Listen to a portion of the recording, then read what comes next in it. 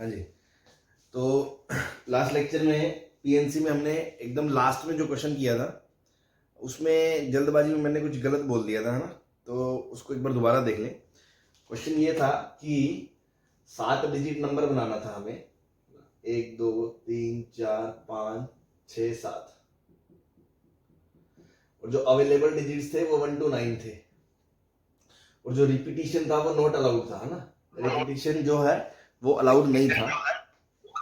उसके बाद आपको ये करना था कि कितने नंबर ऐसे हैं सच दैट वो 3 से डिविजिबल हो। तो मैंने कहा था अल्टीमेटली 7 डिजिट ऐसे लेने हैं आपको जिनका सम 3 से डिविजिबल हो। तो हिट एंड ट्रायल से 7 चूज करोगे तो थोड़ा सा आपको क्वेश्चन टफ लग सकता है। तो मैंने कहा था इसी को हम ऐसे देखें कि 1 से लेके 9 तक जितने डिजिट अवेलेबल है सबका सम कितना है, 45 है, वो 3 से डिविजिबल है। क्योंकि सबका सम 3 से डिविजिबल है और मुझे 7 ऐसे लेने हैं 3 से डिविजिबल है, तो जो जो बचेंगे वो भी 3 से डिविजिबल होने चाहिए। तो इसलिए हमने उल्टा सोचा था कि 2 नंबर चूज कर लो ऐसे जो 3 से डिविजिबल है, उसके जितने तरीके होंगे उतने ही बचे हुए 7 को चूज करने के होंगे। बिकॉज आप 2 चूज करके मान लो हटा रहे हो तो बचे हुए 2 चूज कर लिए तो 7 एक तरफ अपने अलग हो गए ना, और टोटल का सम 3 से डिविजिबल है। और अगर ये 2 का 3 से डिविजिबल है तो बचे हुए 7 का अपने आप से डिविजिबल हो जाएगा। तो जितने तरीकों से आप 2 चूज कर सकते हो सच दैट उनका सम 3 से डिविजिबल हो, और उसी प्रकार उतने ही तरीके ऐसे होंगे कि 7 चुने जाएंगे इनमें से कि उनका सम 3 से डिविजिबल हो। तो 2 चुनने के तरीके मैंने आपको बता दिए थे। वो क्या थे कि या तो दोनों नंबर 3n टाइप के होंगे, या एक नंबर 3n+1 टाइप का होगा और एक नंबर 3n+2 टाइप का होगा। तो 3n टाइप के नंबर कौन से होते हैं? 3n टाइप के नंबर है इनमें से 1 से 9 में से 3 6 9, और 3n+1 टाइप के कौन से होते हैं? 1 4 7, और 3n+2 टाइप के 2 5 8। ठीक है। तो देखो अगर मैं दोनों 3n टाइप के लेता हूं तो बेसिकली मुझे क्या करने थे कि आप इस 3 में से कोई एक चूज कर लो, और इन 3 में से कोई 2 चूज कर लो। बस 3 तरीके हो जाएंगे आपके। और अगर अपन मल्टीप्लीकेशन से करें तो ध्यान दें, आप ऐसे करोगे कि सर पहला तरीका नंबर लेने के 3 तरीके, दूसरा लेने का 2 तरीके। बट अगेन मल्टीप्लीकेशन में मैंने कहा था ऑर्डर काउंट हो जाता है, और यहां हमें ऑर्डर मैटर नहीं कर रहा। हम तो सिर्फ 2 नंबर देख रहे हैं कौन से पॉसिबल है, कि 3 और 6। ये थोड़ी कह रहे हैं पहला 3 दूसरा 6, पहला 6 दूसरा 3। अभी तो हम उसको और परम्यूट मतलब उसका अरेंजमेंट तो कर ही नहीं रहे। अभी तो हम जस्ट देख रहे हैं कि कौन से 2 नंबर ऐसे हैं जिसका सम 3 से डिविजिबल हो सकता है। तो 2 नंबर 3 या 6 हैं बस। तो उसमें ये थोड़ी मैटर करता है 3 पहले 6 बाद में या 6 पहले 3 बाद में। तो अगर आप मल्टीप्लीकेशन से करोगे 3 × 2 तो हर ऑर्डर 2 बार काउंट हो रहा है, तो आपको हाफ करना पड़ जाएगा, तो अल्टीमेटली 3 ही आएगा। ऐसे ही अगर एक नंबर 3n+1 टाइप का है तो एक नंबर 3n+2 टाइप का है। अब यहां ये मैटर नहीं करता कौन सा 3n+1 का है कौन सा 3n+2 का है। सीधी सी बात है, 3n+1 3 तरह के चूज करने का तरीका 1 3, इसके भी 3 ऑप्शन। तो 3 और 3 कितने? 9। तो 9 और 3 12 केसेस थे। ये मैंने उस दिन भी आपको गिना दिए थे कि आप दोबारा गिन सकते हो कि 3 6 3 9 6 9, 3 पेयर तो ये हो गए। ऐसे ही 1 2 1 5 1 8, फिर 4 2 4 5 4 8, फिर 7 2 7 5 और 7 8। बस यही पेयर पॉसिबल है। मतलब 2 नंबर्स ऐसे यही पॉसिबल है जिनका सम 3 से डिविजिबल हो, इनमें से 1 से 9 में से। तो बस ये 12 तरीके हो गए। अब मैंने गलती क्या करी थी उस टाइम पे मैंने आपको गलत जल्दबाजी में ये बोल दिया था कि लास्ट के 2 डिजिट भरने के 12 तरीके। वो जस्ट मैं पिछले क्वेश्चन के फ्लो में बोल गया था। ऐसा कोई रूल थोड़ी है लास्ट, इसमें लास्ट का तो रूल ही नहीं है ना। 12 तरीके तो हमने ये पता कर लिए कि 12 तरीकों से आप वो 7 नंबर चूज कर सकते हो इनमें से जिस प्रकार ना तो कोई डिजिट रिपीट करे और उनका सम 3 से डिविजिबल हो। ये बात समझ में आ गई? Yes sir. बस अब टोटल 12 तरीके हैं। अब आपके पास नंबर तो 7 है ना, कोई भी 7 नंबर आप चुनोगे तो उनको अरेंज करोगे तो 7 तरीके 6 तरीके 5 तरीके 4 तरीके 3 तरीके 2 तरीके 1 तरीके। तो आंसर इज 12 × 7 फैक्टोरियल। 12 × 7 फैक्टोरियल ये आंसर आएगा उसका। हमने उस दिन थोड़ा सा गलत बोल दिया था, तो ध्यान रखें। ठीक है? हाँ जी, क्लियर है सबको? Yes sir. Yes sir. मिटा दें? Yes sir. यस सर, मिटा दो सर।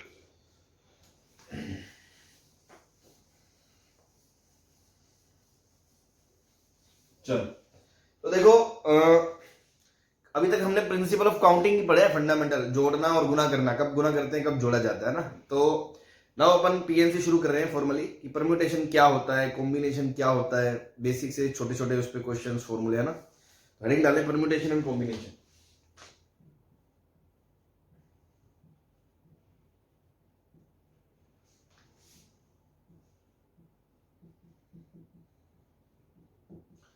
तो पहले तो मैं आपको इनका मतलब बता दूं। परम्यूटेशन का मतलब होता है अरेंजमेंट।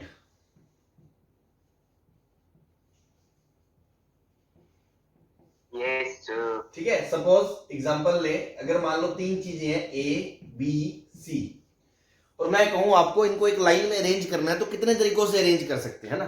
तो जैसे मैं कहूंगा कि एक सेट तो ऐसा हो सकता है ए बी सी, एक हो सकता है ए सी बी, एक हो सकता है बी ए सी, एक हो सकता है बी सी ए, एक हो सकता है सी ए बी, और एक हो सकता है सी बी ए। पहले तो आप ये समझे कि अगर मैं तीन लोगों को ऐसे लाइन में बिठाता हूं और उनकी फोटो खींचता हूं, तो क्या ये फोटो और ये फोटो आपको दिखने में अलग अलग लगेगी? Yes sir. Yes sir. अब दूसरी चीज, क्या इन तीन के लिए इन छह के अलावा कोई दूसरी फोटो पॉसिबल है? आपके दिमाग में आती है? बताओ मुझे कि सर ऐसा आप भूल गए, देखो ऐसा कर सकते हैं। No sir. थोड़ा सा सोचो, देख लो, क्या सारी चीजें पॉसिबल हो गई? Yes sir. है ना। तो देखो ये तो है तीन चीजें, तो मैंने बना के देख ली। अगर 100 चीजें होंगी तो ऐसे बना बना के देखूंगा तो बूढ़ा हो जाऊंगा मैं तो, है ना। या 1000 चीजें होंगी बस, फिर तो निपट जाएंगे बंदा ना। तो उसके लिए ही पीएनसी पढ़ा जा रहा है, ठीक है ना, उसके लिए ही पीएनसी पढ़ा जा रहा है। तो पहले तो आप ये समझे, परम्यूटेशन का मतलब अरेंजमेंट। ये एक परम्यूटेशन है एबीसी का, ये एक परम्यूटेशन है, ये एक अलग से परम्यूटेशन है, ये एक अलग से परम्यूटेशन है, ये एक अलग से परम्यूटेशन है, ये एक अलग से परम्यूटेशन है, ये एक अलग परम्यूटेशन। टोटल इसके कितने परम्यूटेशन पॉसिबल है? 6 परम्यूटेशन पॉसिबल है। ठीक है जी। परम्यूटेशन का मतलब समझ में आ गया? अरेंजमेंट मतलब चीज तो वही है तो एबीसी मार्केट में, पर कौन पहले रखा है कौन बाद में रखा है ये मैटर करता है। यहां पे अरेंजमेंट मैटर करता है, अरेंजमेंट यहां मैटर करता है। कॉम्बिनेशन का मतलब होता है सिलेक्शन। जैसे मैंने आपको एक कुछ एग्जांपल बताया था थोड़े दिन पहले जब चैप्टर शुरू करा था, कि मान लो मैंने कहा क्लास में से 2 लड़के बाहर निकालने हैं, 2 बच्चे बाहर निकालने हैं, तो मान लो रामू शामू बाहर निकाल दिए, तो वहां ये मैटर नहीं करता पहले रामू निकाला या पहले शामू निकाला, वहां ये मैटर करता है कि कौन से 2 बाहर निकाले, तो Ramu and Shamu, that's it. तो वो क्या है? एक सिलेक्शन है कि आप इस चीज में इंटरेस्टेड हो कि आप किसे चुन रहे हो, है ना। जैसे मान लो बड़े हो गए, तुम्हारी शादी वादी होगी, है ना, फोटो वोटो दिखाएंगे तुम्हें, है ना, तो चुनोगे ना, एक फोटो चुनोगे ना, सिलेक्ट करोगे क्या? हाँ जी, यस सर। हाँ, है ना। तो सिलेक्शन इज इंपॉर्टेंट। वहां हम इस चीज में इंटरेस्टेड है कि हम किस चीज का सिलेक्शन कर रहे हैं। ये नहीं मैटर करता किस ऑर्डर में सिलेक्ट कर रहे हैं, है ना। मान लो तुम में से कोई 2 फोटो सिलेक्ट कर ले, है ना, कोई होगा ऐसा खुरापाती, तो 2 फोटो सिलेक्ट करने का मतलब वो ये चीज में इंटरेस्टेड है, ये 2 फोटो सिलेक्ट की है, इस चीज में इंटरेस्टेड नहीं है पहले ये करिए या बाद में ये करिए। बात समझ में आ रही है? तो सिमिलरली अगर मैं कहूं परम्यूटेशन और कॉम्बिनेशन में एकदम फंडामेंटल डिफरेंस क्या है, वो ये है, कॉम्बिनेशन मतलब चीजों का सिलेक्शन। जैसे मान लो मैं बाजार गया, मेरे को 10, मैं वॉच लेने गया सपोज, है ना, सामने मेरे को 10 वॉच दिख रही है अलग अलग, अब मैं चूज कर रहा हूं कौन सी। मान लो मेरे को 2 वॉच लेनी है, तो इट्स डिपेंड्स कि मैं कौन सी 2 चूज करता हूं। ये थोड़ी मैटर करता है पहले कौन सी उठाई दूसरी कौन सी उठाई, ठीक है। और अरेंजमेंट मतलब जैसे मान लो 3 चीजों को 4 चीजों को लाइन में लगाना है, या मान लो 4 लोगों को लाइन में बिठाना है ना, तो पहले कौन बैठे दूसरा कौन बैठे, ये मैटर करता हो जहां, दैट इज कॉल्ड परम्यूटेशन। तो अगर मान लो मैं कहूं एबीसी 3 चीजें हैं, और मैं कहूं इनमें से 2 चीजें सिलेक्ट करनी है ना, 2 आर टू बी सिलेक्टेड, तो देखो 3 ही तो बन सकते हैं, या तो मैं ए और बी लूंगा, या ए और सी लूंगा, या बी और सी लूंगा। क्या इसके अलावा कोई चीज मैटर करती है क्या? No sir. अब कोई बच्चा कहेगा कि सर ए बी के अलावा बी ए भी तो पॉसिबल है, तो again this is not a arrangement, I am not focusing on arrangement here, है ना। इस क्वेश्चन में मेरा इंटरेस्ट नहीं है कि पहले ए है या पहले बी है, मेरा इंटरेस्ट सिर्फ इस चीज पे है कि कौन है, ए और बी है या ए और सी है ना। तो ये दोनों सेम है इस केस में। तो ये तीन में से मैंने दो चीजें सिलेक्ट करी तो कितने तरीके पॉसिबल हुए? दो, तीन। तीन सर। और ये तीन में से तीन, ये तीन को अरेंज करी तो कितने तरीके हुए? 6। तो इससे एक फॉर्मूला निकल के आया कि अगर n चीजें हैं, n, उनको तुम्हें लाइन में अरेंज करना है तो कितने तरीके होते हैं? n factorial. n factorial. जैसे मान लो ये 3 था तो 3 फैक्टोरियल है, आंसर क्या आ गया? 6 आ गया।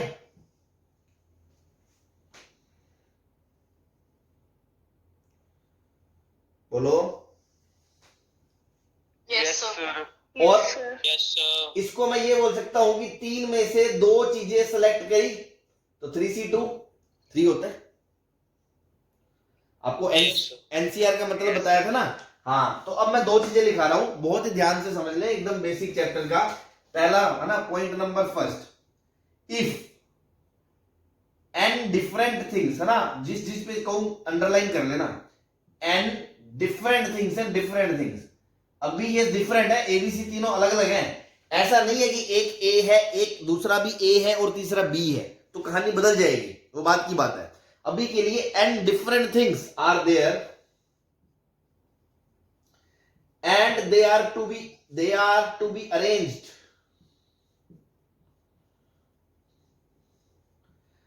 इन अ रो। रो मतलब एक लाइन में, है ना, लीनियर की बात कर रहे हैं, सर्कल की बात नहीं कर रहे हैं, वो बाद में पढ़ेंगे सर्कुलर परम्यूटेशन। अभी के लिए तो एक लाइन की बात कर रहे हैं, इन अ रो, है ना। And different things are there and they are to be arranged in a row, then total number of possible ways, permutation बोल लो या पॉसिबल वेज बोल लो, कितने होंगे? N factorial. कितने होंगे? N factorial. जैसे ये 3 था तो 3 फैक्टोरियल, 5 है तो 5 फैक्टोरियल, 10 है तो 10 फैक्टोरियल। क्या ये बात क्लियर है?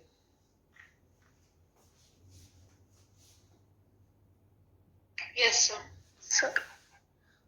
All they all to be arrange, है ना, ये भी अंडरलाइन कर लेना।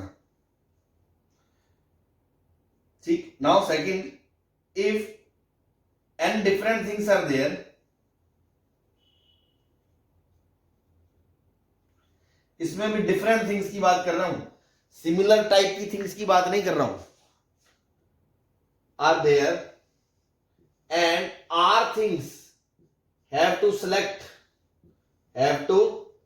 select out of them,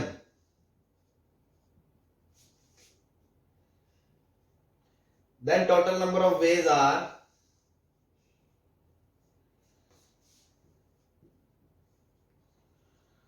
NCR।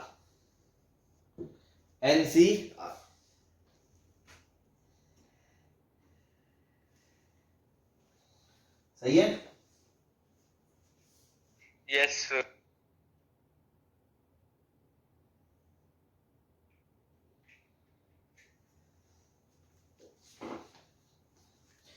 ठीक है, तो देखो इसका तो मैंने बताया था आपको कि एनसीआर का बेसिक मतलब यही होता है बाइनोमियल में कि एन में से 8 चीजें सिलेक्ट करनी हो बट डिफरेंट हो, तो उसका मेथड होता है एनसीआर।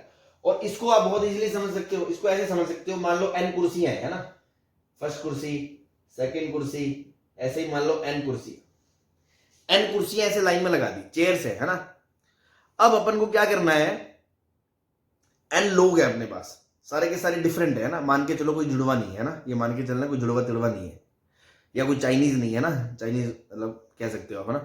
तो अपन क्या कह रहे हैं कि एन लोगों को यहां बिठाना है, एन लोगों को ऐसे बिठाना है, तो कितने तरीके से बिठा सकते हैं? तो मैं क्या सोचूंगा, पहली कुर्सी को जब बिठा रहा हूं, पहली कुर्सी पे जब बंदा बिठा रहा हूं, तो मेरे पास कितने ऑप्शन है, मैं सामने देखूंगा एन लोग खड़े हैं, तो कितने ऑप्शन है? एन ऑप्शन है, एन में से कोई भी एक यहां बैठ सकता है।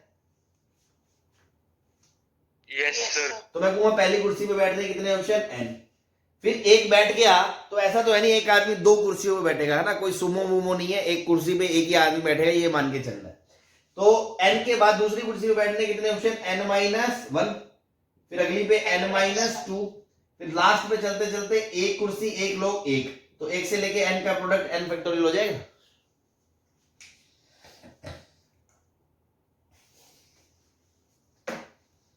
हाँ जी, क्लियर है? Yes, sir. Yes, sir. Third point, if n different things are there,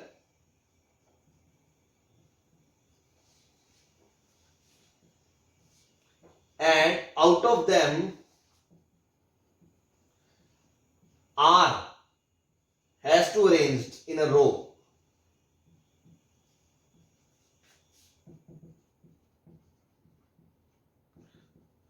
then total number of ways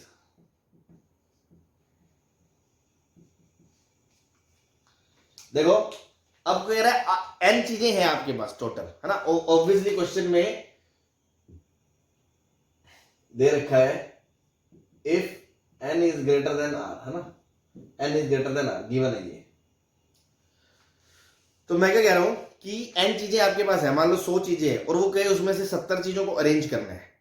तो एक बात बताओ, कॉमन सेंस क्या कहती है, पहले मैं 100 में से वो 70 चीजें सेलेक्ट करूंगा तभी तो अरेंज करूंगा।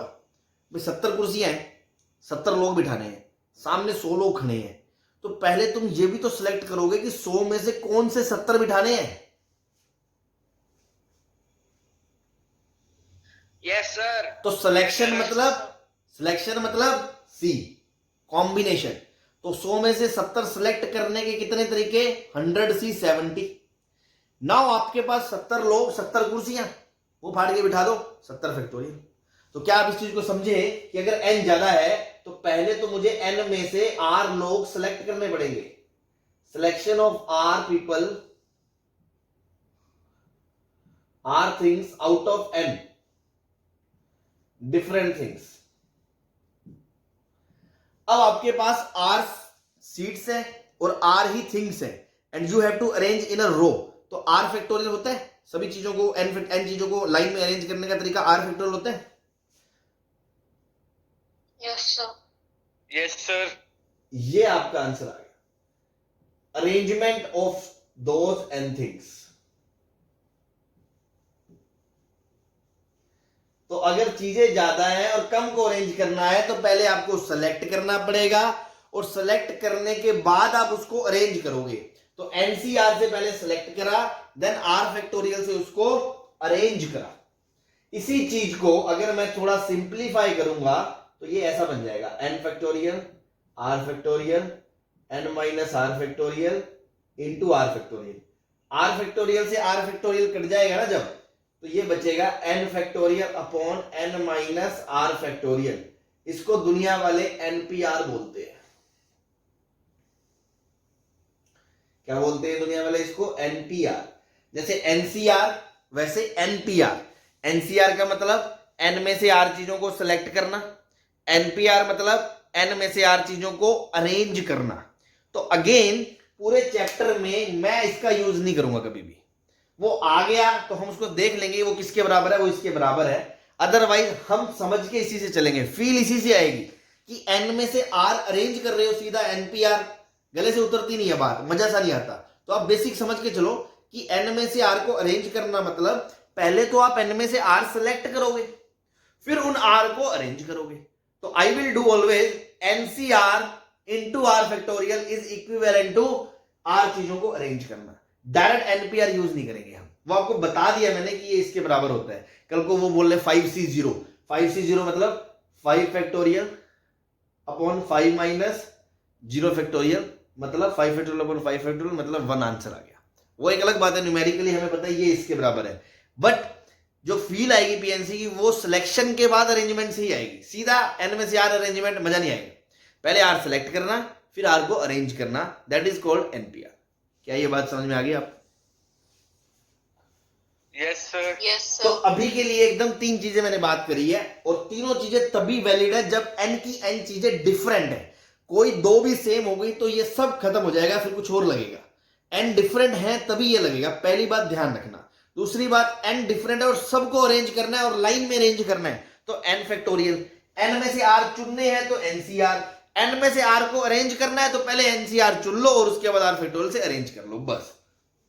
क्या ये बात क्लियर है? हाँ भाई चले। Yes, sir. ठीक। Yes, sir. Yes, sir.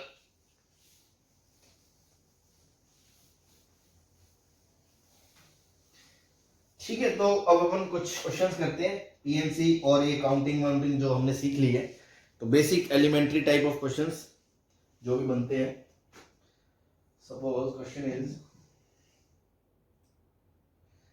In how many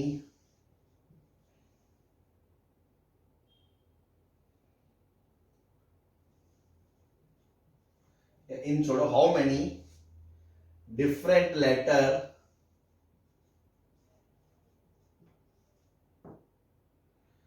different four lettered word can be formed from the word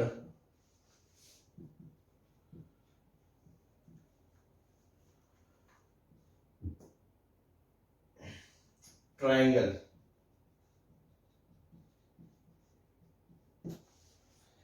कि ट्रायंगल शब्द के लेटर्स को यूज करते हुए इस प्रकार कि 4 लेटर वर्ड बनाना है और चारों डिफरेंट होने चाहिए, तो कितने ऐसे लेटर बनाए जा सकते हैं. तो क्या आपको समझ में आ रहा है कि इसमें कोई भी लेटर रिपीट नहीं कर रहा, सभी लेटर अलग अलग है.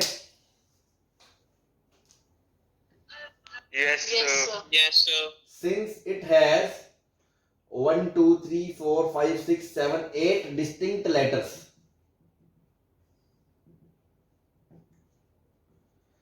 and we have to select 4 letters,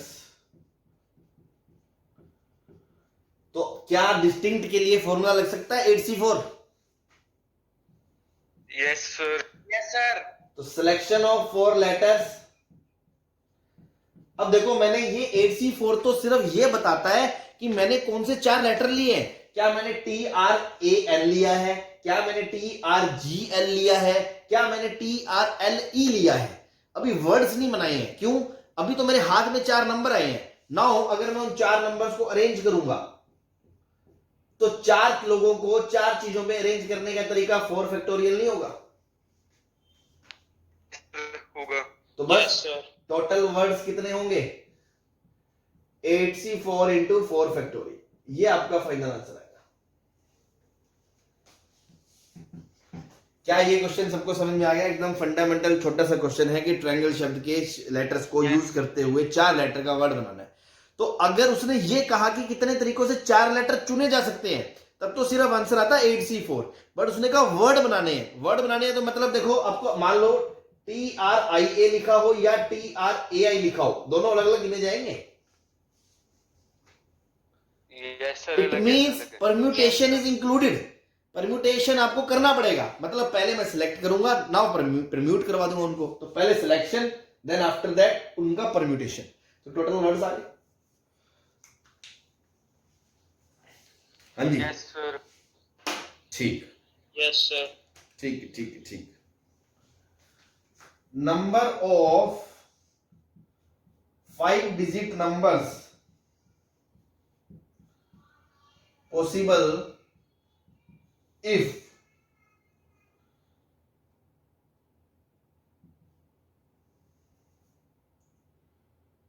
digits are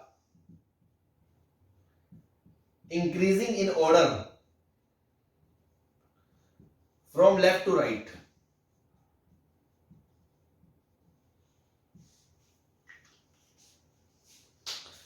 ठीक है, क्या कहा हमने? 5 डिजिट का नंबर बनाना है और उसमें भी शर्त क्या है कि लेफ्ट से राइट डिजिट्स क्या होना चाहिए? इंक्रीजिंग ऑर्डर में होने चाहिए. ये बात समझ में आई? Yes, sir. Yes, sir. अब एक बात बताओ, इंक्रीजिंग ऑर्डर में होंगे तो यहां सबसे छोटा लेटर, सबसे छोटा नंबर आएगा. Yes, sir. और यहां सबसे बड़ा नंबर आएगा. अब एक बात बताओ कि क्या मैं 0 नंबर में आ सकता है? इस पूरे नंबर के अंदर 0 आ सकता है? क्योंकि अगर 0 आएगा तो सबसे पहले आएगा, क्योंकि इंक्रीजिंग ऑर्डर में होना चाहिए. Yes, sir. और अगर 0 पहले आ गया तो वो 5 डिजिट नंबर नहीं बचेगा. मतलब 0 नहीं आएगा. हाँ. इसलिए 0 can not be there. So available numbers, available digits क्या है? अवेलेबल डिजिट्स क्या है? 1 to 9. Yes sir. अब एक बात बताओ, 9 में से आपको कितने डिजिट सिलेक्ट करने हैं? 5। Yes sir. 95 से मैंने 5 डिजिट चुन लिए, कोई भी 5 डिजिट चुन लिए। हो सकता है सपोज वो आए हो 1 7 1 4 6 8 9, सपोज ये 5 आए हो। अब इनको अरेंज करने का तरीका कितना होगा? एक ही तो होगा, क्योंकि आपको बढ़ते क्रम में चाहिए। Yes sir. तो इंटू 1, ये जो 1 है ना 1, ये लिखना जरूर कि वेज ऑफ अरेंजमेंट, कि 5 नंबर कोई भी आपने सिलेक्ट कर लिए, उसके बाद उनको अरेंज करने का तरीका एक ही बचता है आपके पास, क्योंकि आपको बढ़ते क्रम में चाहिए तो एक ही आएगा, सबसे छोटा उससे बड़ा उससे बड़ा उससे बड़ा उससे बड़ा। तो अरेंजमेंट का कोई वे नहीं बचा, एक ही तरीका है, way of arrangement, selection of digits. तो फाइनल आंसर क्या होगा? जितने तरीकों से आप 5 डिजिट चुन सकते हो 9 में से, उतने ही नंबर बनेंगे। That is nothing but 95। Clear है?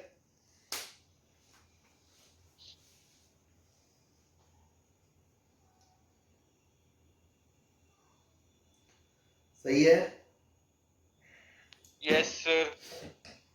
ठीक। सर इसमें नॉट अलाउड है ना? हाँ जी, रेपिटेशन है ना इसमें? देखो अब आप खुद सोचो, कॉमन सेंस से सोचो, इसमें रिपीटिशन अलाउड है या नहीं, वो लिखेगा नहीं ऐसे क्वेश्चनों में। आप खुद सोचो, अलाउड होगा तो क्या ये चीज फुलफिल होगी कि लेफ्ट से राइट नंबर बढ़ते रहे? मान लो यहाँ 5 आ गया, यहाँ 5 आ गया, तो क्या लेफ्ट से राइट नंबर बढ़ रहा है क्या? No sir. बस फिर रिपीटिशन नहीं होगा।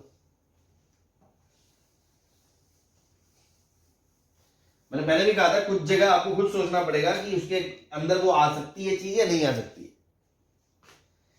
Next, in how many ways one can select a team of 11 players out of 20 players, out of 20। अब वो क्या कह रहा है? 11 प्लेयर चुनने हैं 20 प्लेयर में से, तो कितने तरीके होंगे?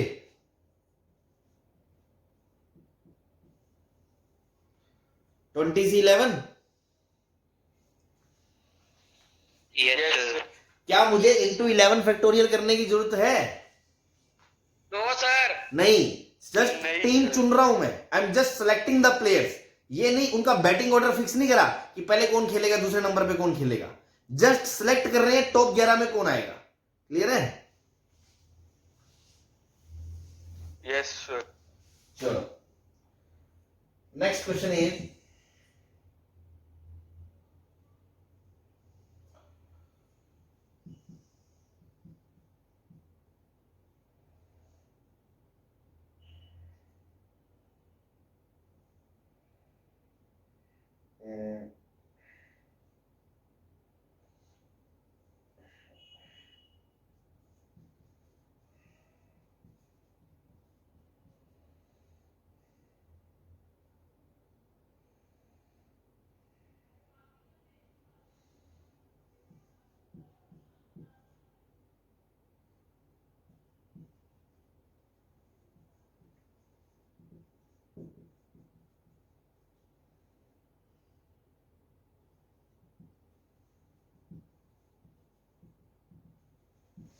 अब देखो मैंने अब ये क्या कहा है कि words are formed using the letters of this used at most one time.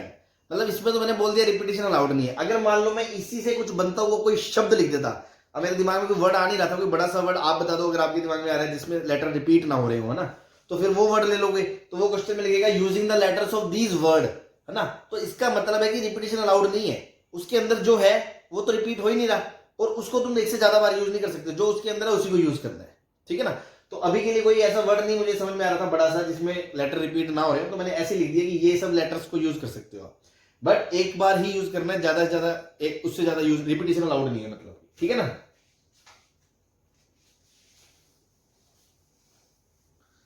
हाँ जी, yes sir. Words are formed, है ना, words are formed using letters this at most one time. Now first part, sir हाँ जी, sir S 2 बार ही लिखा है। अच्छा हाँ, हटा दो इसको, है ना, ठीक। नाउ क्या बोलते हैं, total words. First part total words. तो टोटल वर्ड्स देखो कितने पॉसिबल हो सकते हैं। अभी कितने लेटर बनाने हैं वो तो बताया ही नहीं ना। 4 लेटर लिख लो, 4 लेटर, है ना, 4 लेटर वर्ड्स, है ना, 4 लेटर वर्ड्स। वरना आपको ये भी तो सोचना पड़ेगा कौन सा है, 4 5 6 7, वरना इतने सारे केस बनाते। तो 4 लेटर दे दिया। तो टोटल वर्ड्स कितने हैं, तो देखो ये कितने लेटर पॉसिबल है, 1 2 3 4 5 6 7 8। क्या 8 के 8 अलग हैं? Yes sir. Yes, yes sir. Sir. तो 8C4 इंटू 4 फैक्टोरियल चल जाएगा।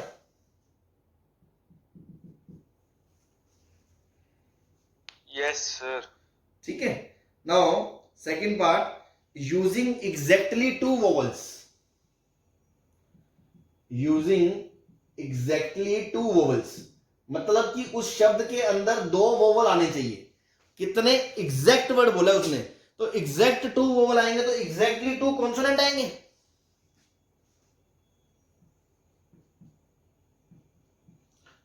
हाँ जी, यस सर।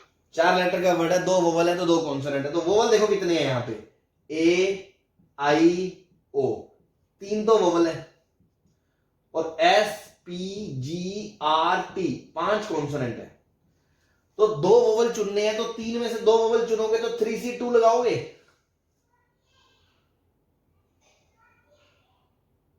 हाँ जी, यस सर। और 5 में से 2 कॉन्सोनेंट चुनोगे तो 5C2 लिखोगे। अब मुझे बताओ दोनों के बीच में प्लस आएगा कि गुना आएगा? मल्टीप्लाई। मल्टीप्लाई आएगा, बिकॉज टास्क क्या है, 4 लेटर चुनने हैं। ये थोड़ी बोलोगे या तो 2 चुन लो वोवल या 2 कॉन्सोनेंट, 2 वोवल भी चुनने हैं, 2 कॉन्सोनेंट भी चुनने हैं, एंड है, तो मल्टीप्लीकेशन आएगा।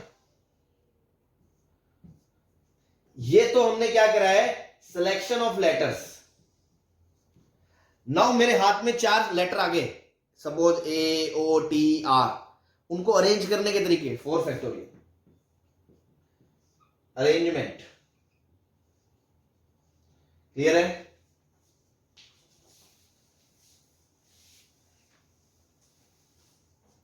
हाँ जी,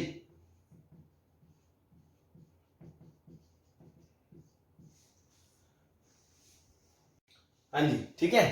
तो थर्ड पार्ट है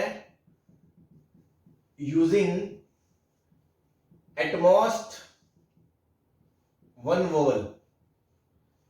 यूजिंग एटमोस्ट 1 वोवल का मतलब क्या हो गया, मैंने बताया था आपको, जब भी ऐसा आए एटलीस्ट एटमोस्ट, आप उसको केसेस में ब्रेक कर दो। तो या तो आप कहोगे 0 वोवल, या आप कहोगे 1 वोवल, इसके अलावा तो कोई केस नहीं है।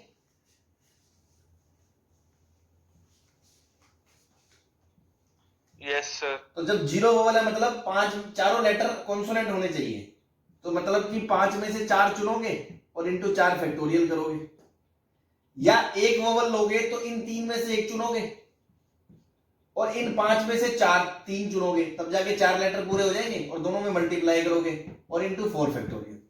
क्या ये बात सही है?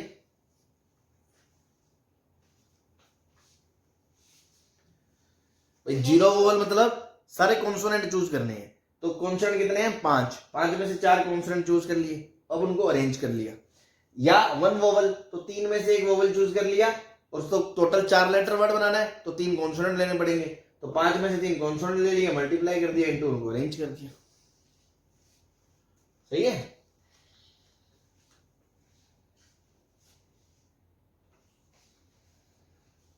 हाँ जी,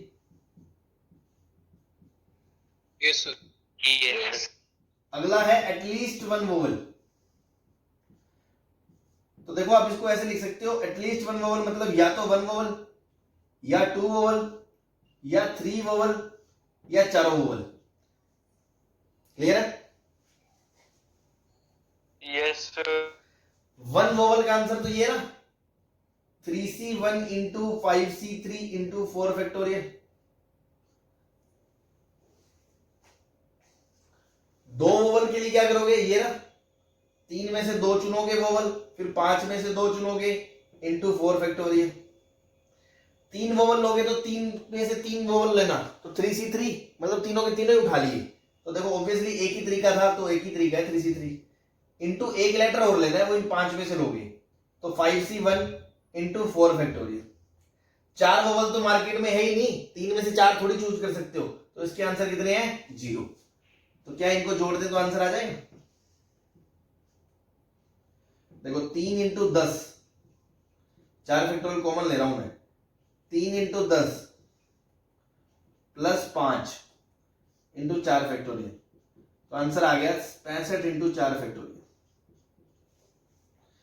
और इसी को करने का दूसरा तरीका आप बाइजेक्शन से ऐसे कर सकते थे कि आपको पता है 3 केस क्यों करने हैं, आप ऐसे कर सकते थे टोटल माइनस 0 वोवल।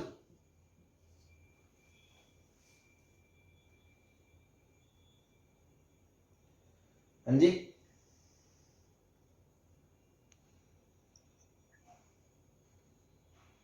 क्या हुआ, यस सर। तो टोटल कितने हैं, टोटल तो ये है ना भाई कि 8 में से कोई 4 चुनोगे इंटू 4 फैक्टोरियल, माइनस 0 वोवल मतलब कोई वोवल नहीं लेना, सिर्फ कॉन्सोनेंट लेने, तो 5C4 इंटू 4 फैक्टोरियल। तो आप चेक कर सकते हो आंसर सेम आएगा, 4 फैक्टोरियल कॉमन आ गया, 8C4 माइनस 5C4, चेक कर लो सेम ही आएगा, 5 6 7 8, नीचे आएगा 24, 6 4 24, 4 2 8, 10 70 माइनस 5, ये भी 4 फैक्टोरियल इंटू 65 आ गया।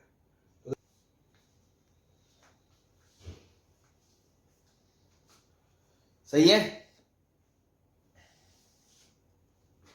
Yes sir.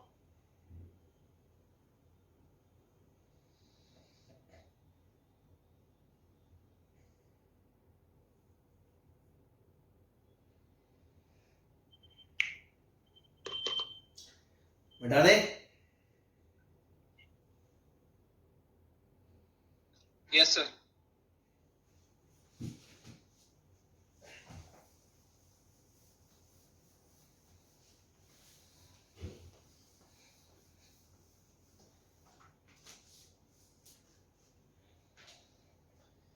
a team of 11 player is to be formed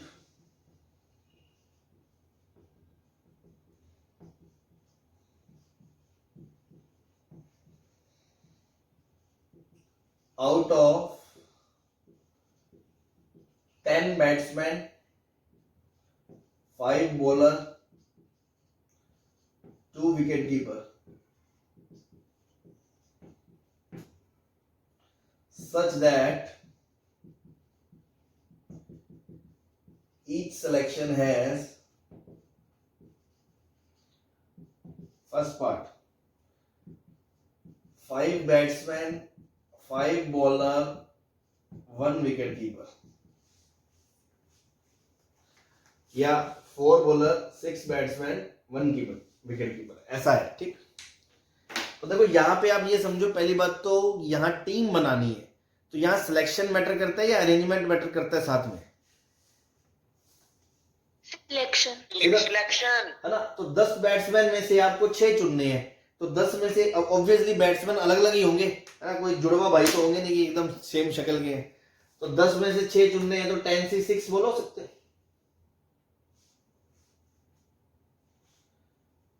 5 bowler में से 4 बॉलर चुनोगे तो 5C4, 2 विकेट कीपर में से 1 विकेट कीपर चुनोगे तो 2C1, इंटू करेंगे बिकॉज पूरी टीम चुननी जरूरी है।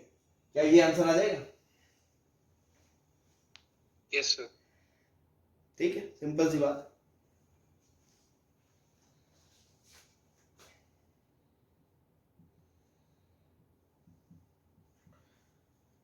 At least 4 bowlers should be in team, या बस एटलीस्ट 4 बॉलर है ना। सेकंड पार्ट है एटलीस्ट 4 बॉलर। तो मैंने जो बताया था उस चीज को आप गांठ बांध लें, चाहे तो नोट करके लिख लें बड़ा बड़ा, जब भी एटलीस्ट एटमोस्ट आए, पिछले क्वेश्चन में भी बोला था, तो उसको एग्जैक्ट के केसेस में ब्रेक करें, है ना। जब भी एटलीस्ट आए तो एग्जैक्ट के केसेस में ब्रेक करें। तो 4 बॉलर कम से कम हो, और मार्केट में कितने अवेलेबल है? 5 बॉलर। तो दो ही केस बनेंगे, या तो एग्जैक्ट 4 बॉलर लोगे या एग्जैक्ट 5 बॉलर लोगे। क्या ये बात समझ में आ रही है?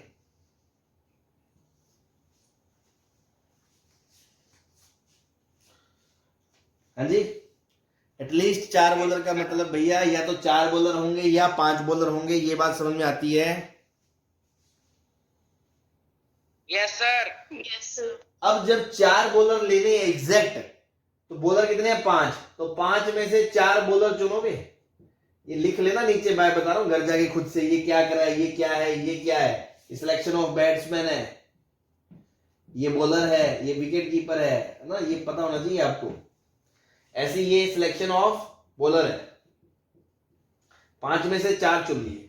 अब एक बात बताओ, 5 में से 4 बॉलर चुन लिए, क्या इसके अलावा उसने कोई कंडीशन रखी है नो सर। कि बैट्समैन इतने होने चाहिए, बॉलर इतने होने चाहिए? तो तुम खुद से दिमाग मत लड़ा ना कि मुझे बॉलर तो लेने ही है, मैं ऐसे थोड़ी ले सकता हूँ सारे बैट्समैन। जो कहा है उतना ही करना है। तो 5 में से 4 बॉलर ले लिए। अब 5वां बॉलर जो है, क्या वो टीम में हो सकता है? Yes sir. कहाँ हो सकता है भाई? एग्जैक्ट 4 के केस में 5वां कैसे आ जाएगा? नहीं होगा यार। नहीं होगा। वो तो 5वें के केस, हाँ, एग्जैक्ट 4 के केस में थोड़ी आएगा। 4 बॉलर आपने ले लिए, ये बॉलर हटा दो। अब आपके पास कितने प्लेयर बचे हैं? 10 तो बैट्समैन बचे हैं और 2 विकेट कीपर बचे। अल्टीमेटली आपके पास 12 प्लेयर लेफ्ट है जो आप ले सकते हो।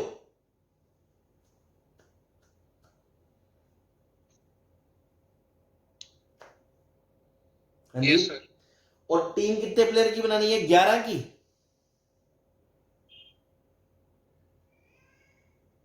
Yes Yes, sir. तो 12 सी 11 सही है। सॉरी, 12 से 11 क्या, मैं भी अलग ही। कितने प्लेयर लेने हैं आपको? 7 लेने हैं ना, 4 तो ले ही चुके हो। Yes sir. 12 left, out of which 7 to be selected. 7 is to be selected. तो उसका तरीके कितने होंगे? ये 12 सी 7 सही है।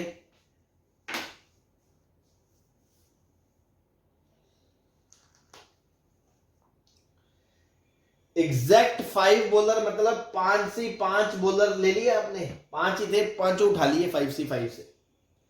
नाउ बॉलर का रूल खत्म हो गया। 10 प्लेयर ये है, 12 प्लेयर ये है, 5 आ गए, टोटल 11 है। तो कितने बचे? 6 लेने हैं और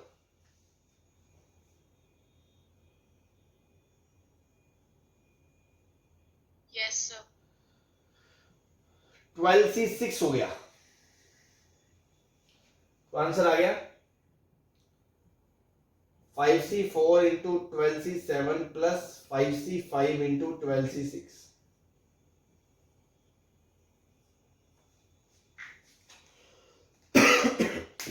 ठीक है।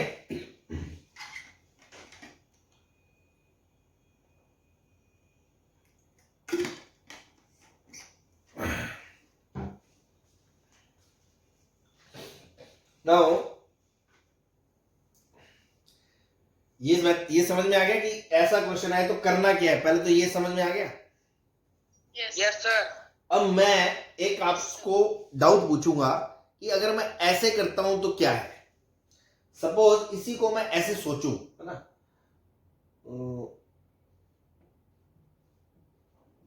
गरीब बच्चा बन के अगर मैं ऐसे सोचूं कि सर ऐसा करो ना कि वो क्या कह रहा है, एटलीस्ट 4 बॉलर चाहिए, तो पहले 4 बॉलर तो ले ही लो। मतलब 5 में से 4 बॉलर तो मैंने ले ही लिए, मुंह फाड़ के ले लिए। अब 5वां बॉलर आ गया तो कोई फर्क नहीं पड़ता, ना आया तो कोई फर्क नहीं पड़ता, क्योंकि एटलीस्ट 4 बॉलर लेने हैं। तो मैं ये कह रहा हूं कि 4 बॉलर लेने के बाद कितने प्लेयर बचते हैं? 10 ये, 2 ये, 1 बॉलर बचता है, 13। तो क्यों ना मैं 4 तो ले चुका हूं, बचे हुए 13 में से 7 ले लूं तो इंटू 13 से 7 कर दूं तो इसमें पांचवा बोलर आ गया तो भी ठीक है, ना आया तो भी ठीक है। क्या ये बात सही है?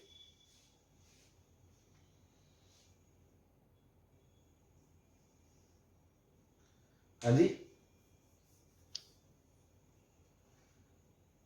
अपने दिल पे हाथ रख के बताओ, क्या अगर मैं ऐसे करता हूं तो मुझे कोई गलती लगती है क्या? No sir. नो सर, है ना, यही होता है। अब आप एक काम करना, किसी को आप इसका आंसर और इसका आंसर चेक करो, कौन ज्यादा आ रहा है, कौन बड़ा आ रहा है, छोटा आ रहा है, या कौन बराबर आ रहे हैं। क्या थोड़ा सा आइडिया ले सकते हो फटाफट?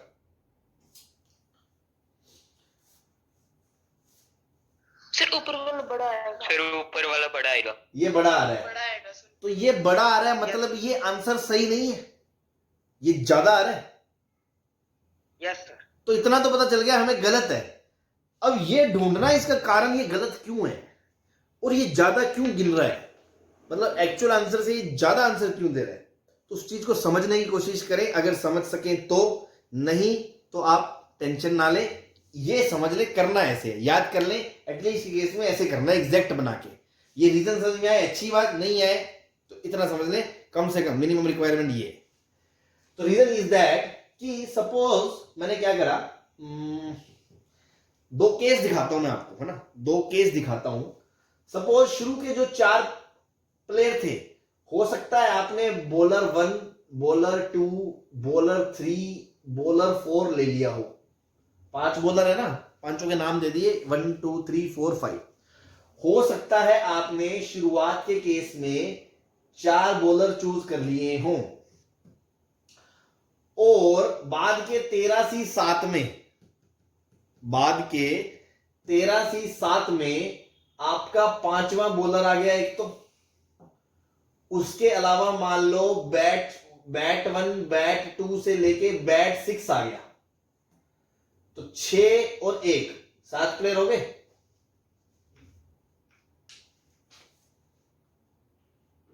हाँ जी, मैं एक एग्जांपल दिखा रहा हूं आपको। हो सकता है कि आपने ये 4 बॉलर चूज किए हो, 5 जब 13C7 करा उसके अंदर 5वां बॉलर आया हो और बाकी 6 के 6 बैट्समैन आ गए। और एक केस ऐसा भी हो सकता है कि आपने यहां बॉलर 1, बॉलर 2, बॉलर 3, बॉलर 5 ले लिया हो और फिर जो आप प्लेयर चूज कर रहे हो उसके अंदर बॉलर 4 आ गया हो और बॉलर 1 से लेके बैट्समैन 1 से लेके बैट्समैन 6 आ गया हो सकता है आपने एक केस ले लिया हो जिसमें bowler 1, bowler 2, bowler 3, bowler 4, bowler 5 आ गया हो और बाद में बॉलर 3 आ गया हो, बैट 1 से लेके बैट 6 आ गया हो। तो क्या ये सिलेक्शन सेम नहीं है? अंत पंत आपकी टीम के अंदर तो 5 बॉलर और 6 के 6 बैट्समैन ही तो आ रहे हैं। Yes sir. बट ये केस और ये केस और ये केस 3 बार गिना जा रहा है, और भी बार गिना जाएगा, मतलब केसेस एक्स्ट्रा गिने जा रहे हैं। ये बात समझ में आ रही है आपको कि ये और ये केस 2 बार गिने जाएंगे इसके अंदर, मल्टीप्लिकेशन के अंदर। But yes sir. हमारा सिलेक्शन से मैटर है तो ये मैटर ही नहीं करता ऐसे ही। और ये ऐसा क्यों हो रहा है? ऐसा इसलिए हो रहा है, मैंने लेक्चर 1 में बताया था आपको, मल्टीप्लिकेशन जब भी होगा पीएनसी में और ऑर्डर अगर पॉसिबल है तो वो ऑटोमेटिकली काउंट हो जाएगा। मतलब यहां ऑर्डर काउंट हो रहा है कि पहले B4 आ रहा है या बाद में B5 आ रहा है, या पहले बॉलर 5 आ रहा है या बाद में बॉलर 4 आ रहा है। ये चीज वो पीएनसी, ये नेचर है इसका, मल्टीप्लिकेशन के अंदर वो ऑटोमेटिकली काउंट हो जाएगा। बट आपको समझने की जरूरत है कि हमें ऑर्डर मैटर नहीं करता कि मैंने पहले 4 बॉलर बुलाए बाद में 5वां बॉलर बुलाया, या पहले 4 बचे हुए 4 बुलाए बाद में वो बुलाया। अल्टीमेटली मेरे हाथ में टीम है, मेरे हाथ में टीम क्या है, तो ये सिलेक्शन और ये सिलेक्शन सेम है। फिर कोई बच्चा ये कह सकता है, क्या बात आपको इतनी समझ में आ गई कि इसके अंदर एक्स्ट्रा काउंटिंग हो रही है?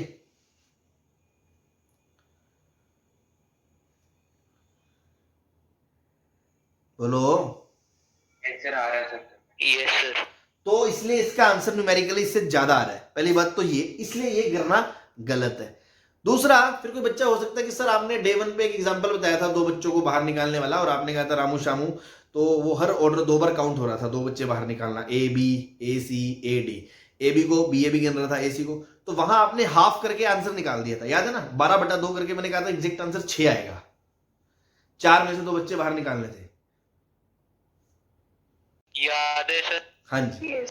तो उस टाइम पे मैंने कहा था हर परम्यूटेशन 2 बार काउंट हो रहा है, हर सिलेक्शन 2 बार काउंट हो रहा है, इसलिए हाफ कर दिया। और मैंने ये उस टाइम भी बोला था कि ऐसा जरूरी नहीं है हर बार होगा, कि यहां पे कोई बच्चा सोचे कि सर ये 5 बार काउंट हो रहा है, तो देखो ये तो 5 बार काउंट हो जाएगा। मान लो बॉलर 1 उधर चला गया, बॉलर 2 उधर चला गया, बॉलर 3 उधर चला गया, बॉलर 4 उधर चला गया, बॉलर 5 उधर चला गया। तो जिस केस में 5 बॉलर और 6 के 6 बैट्समैन आ रहे हैं, वो केस तो 5 बार काउंट हो रहा है। और हो सकता है बाद में मेरा बॉलर आए ही ना, बाद में मेरा बॉलर आए ही ना, B1 से B6 और 7वां विकेट कीपर आ जाए, तो क्या वो केस रिपीट हो रहा है? नहीं हो रहा भाई। अगर मैं पहली बार में मेरे बॉलर 1, बॉलर 2, बॉलर 3, बॉलर 4 आया होता और यहां B1 से B6 तक बैट्समैन आए होते और एक विकेट कीपर 1 आया होता, तो क्या ये केस रिपीट होगा क्या मल्टीप्लिकेशन के अंदर? भाई इधर वाले प्लेयर और इधर वाले प्लेयर सेम थोड़ी है, कोई भी प्लेयर सेम नहीं है ना बॉलर कैटेगरी का। Yes, sir. तो यहां ये भी नहीं कह सकते कि पूरे को 5 से डिवाइड कर दो सर, ऐसा नहीं है। कुछ केसेस रिपीट हो रहे हैं, कुछ केसेस रिपीट नहीं हो रहे हैं, तो इसको हम ऐसे मैन्युअली नहीं डील कर सकते, है ना? इस तरह से मुश्किल है बहुत ये प्रॉब्लम। तो आप इस चीज को समझें कि ultimately the crux is that कि जब ऐसा क्वेश्चन आ जाए डिफरेंट चीजों में, एटलीस्ट एटमोस्ट फलाना ढिमकाना, आप हमेशा एग्जैक्ट में तोड़ के केसेस बना के उसको जोड़ के आंसर देंगे। ऐसे कभी नहीं करेंगे कि हाँ मिनिमम लेके बाकियों को इंक्लूड हो या ना हो सर, सपेट लो, लपेटे में ले लो, उसमें हमेशा आंसर ज्यादा आएगा, बिकॉज ओवर काउंटिंग होगी। इसीलिए पूरे पीएनसी में लफड़ा ही है। मैंने बताया था डे 1 पे आपको लगता है कि ये मल्टीप्लिकेशन और ये बहुत इजी है, डे 1 पे बच्चे हल्के ले लेते हैं, उन्हें यही समझ में नहीं आता पूरे चैप्टर के अंदर कि मल्टीप्लिकेशन में ऑर्डर काउंट हो रहा है, कहीं ऑर्डर ज्यादा आ रहा है, आपको नीड है, आपको नीड नहीं है, आपका आंसर ज्यादा आ रहा होगा, कहीं आपका आंसर कम आ रहा होगा। यही सोचते रहते हैं क्या है लफड़ा, क्या है ये, कहाँ ज्यादा कहाँ कम। उस चीज को मैंने डे 1 पे बेसिक से आपको बता दिया था कि ये चीज ऐसे रहती है, ऑर्डर ऑटोमेटिकली काउंट होता है। अब आपको चूज करना है आपके क्वेश्चन में उसकी नीड है या नहीं है, तो आपको उसको डील करना है या नहीं। क्लियर है? तो ऐसे क्वेश्चन नहीं करना, बस लॉजिक मैंने अपनी तरफ से बताया। आई होप आपको समझ में आ गया होगा। और किसी बालक को लगे नहीं समझ में आ रहा है यार, तो इतना ज्यादा लोड ना ले, इसको देखे और खुश रहे कि ऐसे करना है। क्लियर है?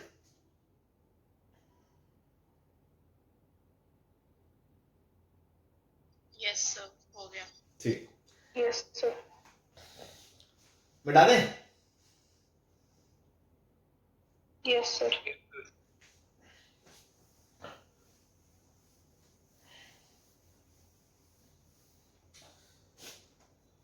Next problem is 100 persons are in a hall are there and each one does handshake with other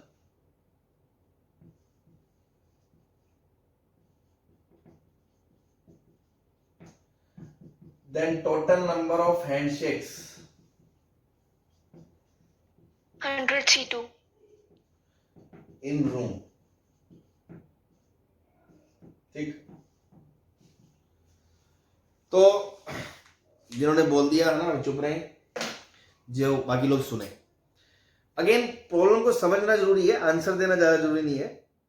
basic सा प्रॉब्लम है, बट फिर भी मैं बता दूं, गारंटी दे सकता हूं मैं, कुछ बच्चों को दिक्कत आती है शुरू में, बिकॉज आप पीएनसी से कनेक्ट नहीं कर पाते हो तब तक। कनेक्ट इन द सेंस कि आप ये समझो कि अपन ऐसे सोचते हैं कि हर बंदा हर बंदे से हाथ मिलाएगा तो कितने हाथ मिलाए जाएंगे, तो बच्चे ऐसे शुरू कर देते हैं गिनना। चार लोग ले लिए, ए बी सी डी, ए ने बी से मिलाया, ए ने सी से मिलाया, ए ने डी से मिलाया, इस तरह के अपन करना शुरू कर देते हैं ना। ठीक है, समझने के लिए बेटर है, बट ऐसे थोड़ी 100 लोगों के लिए हम ऐसे डील कर लेंगे।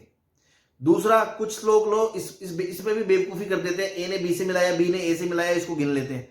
भाई ए और बी मिला रहे हैं, वो एक ही हैंडशेक गिना जाएगा ना। ए और बी मिला रहे हैं तो वो हो गया उनका हैंडशेक। ऐसे थोड़ी होता है कि उनको इस हैंड से भी मिलाना है और इस हैंड से भी मिलाना है। ऑब्वियसली इन जनरली आदमी राइट हैंड से शेक करता है, तो उसका राइट और मेरा राइट हो गया एक hand shake, that is enough. तो आप बेसिक को समझे। बेसिक इज दैट आप ये सोचो कि एक हैंडशेक कैसे बनता है, मतलब इस प्रॉब्लम में एक हैंडशेक कैसे हो रहा है दो लोगों के आपस में मिलने से। ये बात समझ में आ रही है भाई? दो अलग अलग लोग अगर हाथ मिलाते हैं तो एक हैंडशेक गिना जाता है। तो प्रॉब्लम अल्टीमेटली अब आपको समझ में आएगा, अच्छा दो लोगों से एक हैंडशेक बनता है, तो जितने तरीके से आप दो लोग चुन सकते हो उतने ही हैंडशेक पॉसिबल होंगे, बिकॉज हर सिलेक्शन के करेस्पॉन्डिंग एक हैंडशेक बनता है। यह बात समझ में आती है?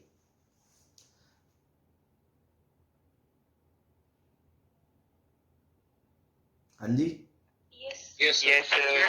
कि एक सिलेक्शन के करेस्पॉन्डिंग एक हैंडशेक बनता है, तो टोटल नंबर ऑफ हैंडशेक निकालने के लिए आप इस चीज पे फोकस करो कि कितने तरीके से दो लोग चुने जा सकते हैं, तब आपकी खोपड़ी में उतर जाएगा तुरंत। अच्छा 100 में से दो लोग सेलेक्ट करने हैं, 100 C2, it means these are the ways to select the 2 people out of 100 people and each selection के करस्पॉन्डिंग एक हैंडशेक है, इसलिए आंसर 100 C2 है। कल को अगर मैं बोल दूं कि मान लो अपन तो नया रिवाज पैदा कर रहे हैं कि ऐसे हैंडशेक भी करना है और ऐसे भी करना है, समझ रहे हो, मतलब लेफ्ट से भी करना है, दोनों को राइट से भी करना है, तो टोटल नंबर ऑफ हैंडशेक, तब आप समझोगे कि दो आदमियों को मिलाने से दो हैंडशेक बनते हैं, मतलब ईच सिलेक्शन के करस्पॉन्डिंग दो हैंडशेक है। तो अगर मैं ये पता कर लूं कि 100 में से दो लोग कितने तरीके से चुने जा सकते हैं, तो 100 C2, तो 100 C2 तरीके से दो लोग चुने जा सकते हैं। नाउ ईच सिलेक्शन के करस्पॉन्डिंग दो हैंडशेक हैं, तो इंटू 2 कर दोगे, इंटू 3 कर दोगे, इंटू 4 कर दोगे, जितना भी उसके हिसाब से। तो अल्टीमेटली आपको ऐसे प्रॉब्लम्स में ये रिलेट करना है कि ईच सिलेक्शन के करस्पॉन्डिंग वो काम कैसे हो रहा है, तो नाउ चीजें आ जाती हैं सिलेक्शन पे, परम्यूटेशन या कॉम्बिनेशन पे, उससे अपना काम आसान हो जाता है। तो यहां पे मैंने ये कहा कि लिख सकते हो चाहे तो आप कि each handshake happens when 2 person meet each other, hence the number of handshakes are equivalent to select number of totals possible ways to select 2 people। तो 100 में से 2 people सेलेक्ट करने के तरीके कितने हैं? 100 C2, तो आपका आंसर आ जाएगा। क्लियर है? तो देखो अगेन, कोई आपके नोट्स पढ़ेगा, मैंने कहा था सॉल्यूशन इतना सा है। अब ये जो कहानी बकी है और जो जिन्होंने सुनी है, ये उन्हीं के बीच की बात है। तीसरे बंदे को नहीं समझ में आती है पहली बार में कि वो क्वेश्चन नोट्स देख के नहीं पढ़ सकता यार क्या कह रहा है, क्या सोच के उसने ये लिखा है ना। तो वही मैं कह रहा था कि इसमें थॉट प्रोसीजर में चलता है, मतलब बैक एंड में काम होता है। पेपर पे तो बहुत कम उतारा जाता है सॉल्यूशन, कि देख के पढ़ना एक थोड़ा सा डिफिकल्ट टास्क होता है। इसीलिए आप लिख लें साइड में कहानी, अगर आपको लगता है आप फ्यूचर में भूल जाएंगे। नेक्स्ट क्वेश्चन इज, चलो नेक्स्ट क्वेश्चन भी लेते हैं और उस क्वेश्चन के थ्रू एक दो फंडे भी सीखते हैं ना, बहुत इंपॉर्टेंट फंडे हैं वो, जो पूरे पीएनसी में काम आएंगे। तो मैं पहले क्वेश्चन लेता हूं, उसी के थ्रू वो समझा देता हूं। Question is,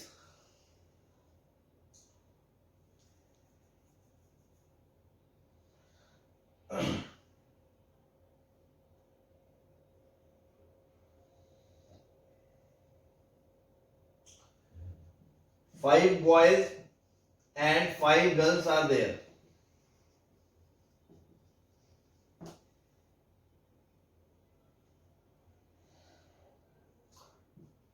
In how many ways they can be seated in a row if first part all girls are together?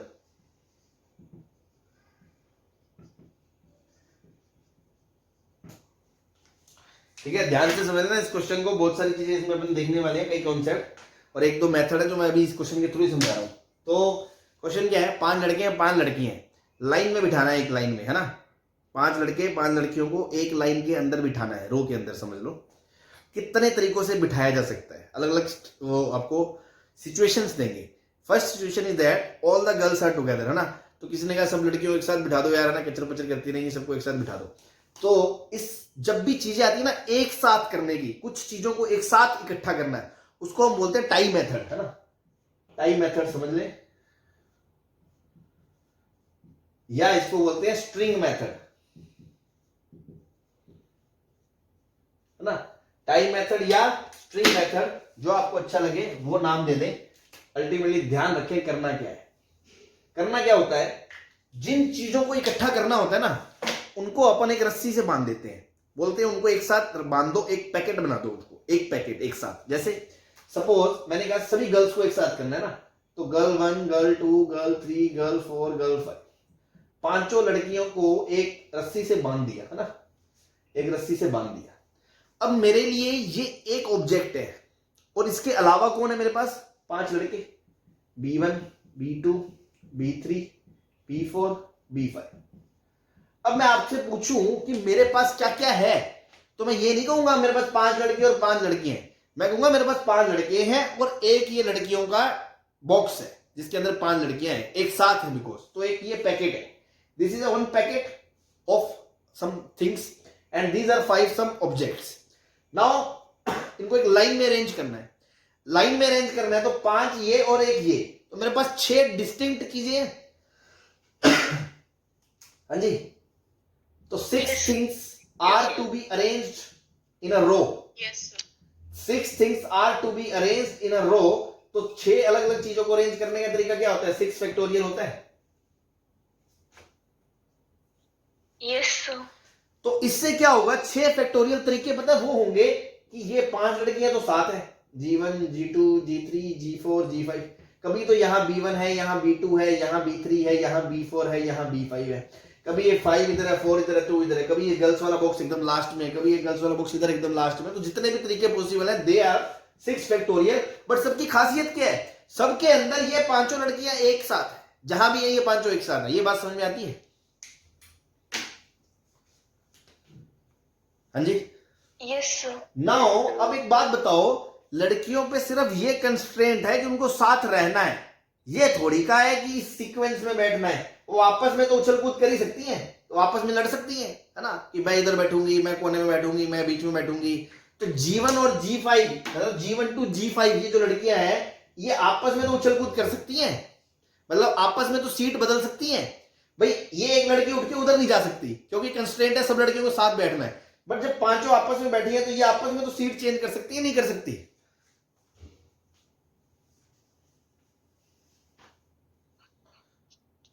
Yes, sir.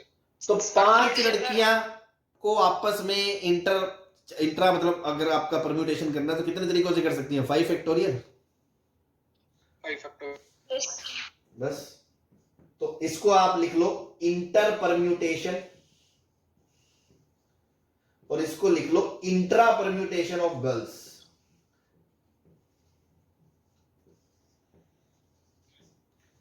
समझ में आ गया? टाइम मेथड एक साथ बांध दो, कभी भी कहीं इनको इकट्ठा कर दो, उनको बॉक्स बनाओ, रस्सी में बांधो, एक साथ इकट्ठा कर दो, डीलिंग कर दो, बाद में एडजस्ट कर लो उनका।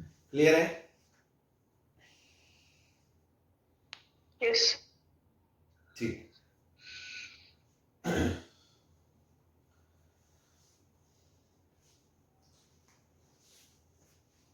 अब अगर मैं कहूं सेकंड मेथड भी मैं बता ही देता हूं, ऑल गर्ल्स आर सेपरेटेड, या उससे भी पहले मैं एक पार्ट लूं, all girls are not together, all girls are not together. चलो सेपरेट ही लेते हैं पहले, ना, all girls are separated, all girls are separated मतलब सब लड़कियां अलग अलग है ना। मान लो बहुत ज्यादा कचर पचर कर रही थी, अब अपन ने कहा कि चलो वैसा है, किसी भी 2 लड़कियों को साथ नहीं बैठने देना, कोई भी 2 लड़कियां साथ बैठेंगी, बात करेंगी, हंगामा करेंगी, तो पांचों को अलग अलग बिठा दो, पांचों को अलग अलग बिठा दो। तो मैं क्या करने वाला हूं, इसको बोलते हैं गैप मेथड। इस टाइप के प्रॉब्लम, जब चीजों को अलग अलग करना हो, सेग्रीगेट करना हो, सेपरेट करना हो, तो काम आता है गैप मेथड। गैप मेथड क्या कहता है? गैप मेथड कहता है कि जिनको दिक्कत है ना, जैसे मान लो 4 लोगों को दिक्कत है, या 2 लड़कों को आपस में दिक्कत है, मैं इसके साथ नहीं बैठूंगा, या एक लड़की को दिक्कत है कि मैं इसके साथ नहीं बैठूंगा, या 4 लड़कियों को दिक्कत है। अब यहां दिक्कत कहां है? यहां पांचों लड़कियों को एक दूसरे से दिक्कत है कि कोई किसी के साथ नहीं बैठना चाहती। तो जिनको दिक्कत है ना, उनको पहले बाहर फेंक दो कि चलो हटो, बाहर निकलो। क्लास से बाहर निकलो, हंगामा करो, बाहर निकलो बाहर। और जो बच्चे लोग हैं उनको अरेंज कर दो, मतलब यार लड़कियों को पहले बाहर उठा के फेंक दो। अब जो लड़के हैं वो 5 हैं, उनको अरेंज करने का तरीका कितना होगा? 5 फैक्टोरियल होगा। हाँ जी। अब जब 5 लड़के मैंने बिठा दिए, अब ध्यान से देखना, आप कोई भी एक कॉम्बिनेशन लोगे, कोई भी एक परम्यूटेशन लोगे, तो इस तरह से 5 लड़के दिखाई देंगे। तो क्या आपको ये गैप्स दिखाई दे रहे हैं? गैप्स। यस अगर मैं इन गैप्स में लड़कियों को बिठाऊंगा तो क्या कभी भी 2 लड़कियां साथ आ सकती हैं क्या?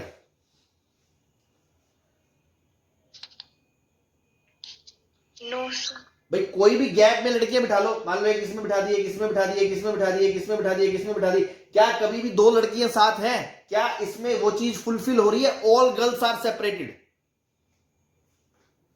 यस सर तो कितने गैप है? 5 लोग लाइन में बैठे हैं तो 6 गैप है। एक ज्यादा होगा हमेशा, क्योंकि 2 साइड में होंगे, n-1 बीच में होंगे, तो n लोग हैं तो n+1 गैप होंगे। तो 5 लोग हैं तो 6 में से 5 गैप चुन लो। 6 में से 5 गैप चुनने के तरीके 65 गैप्स आर सिलेक्टेड। अब 5 गैप चुनने के बाद 5 सीट आपने चूज कर ली कि कौन सी 5 लेनी है या ये 5 लेनी है। Now 5 gaps are there, 5 girls are there, 5 कुर्सियां 5 लोगों को बिठाने का तरीका into 5 factorial. Girls are to be arranged, are to be seated in selected gaps. तो ये हो गया आपका सेपरेशन वाला क्वेश्चन, जिसको बोलते हैं गैप मेथड। अभी के लिए आज इतना टाइम नहीं है, बाकी प्रॉब्लम्स तो अपन कल ही कर पाएंगे। फिलहाल बस ये 2 प्रॉब्लम्स मैंने आपको बताई हैं। स्ट्रिंग मेथड मतलब जब इकट्ठा करना, गैप मेथड जब दुकान, उनको सबको अलग अलग करना। तो जिनको दिक्कत है उनको पहले बाहर फेंक दो, बच्चे हुओं को अरेंज कर दो, गैप सेलेक्ट कर लो, गैप्स में उनको फिट कर दो। ये होता है, इस तरह से वो चीजें सेग्रीगेट हो जाती है। हाँ जी, क्लियर है? यस सर यस सर चलो ठीक है, आज का तो टाइम हो गया, बाकी कल करते हैं कंटिन्यू, है ना। इसको ध्यान रखना।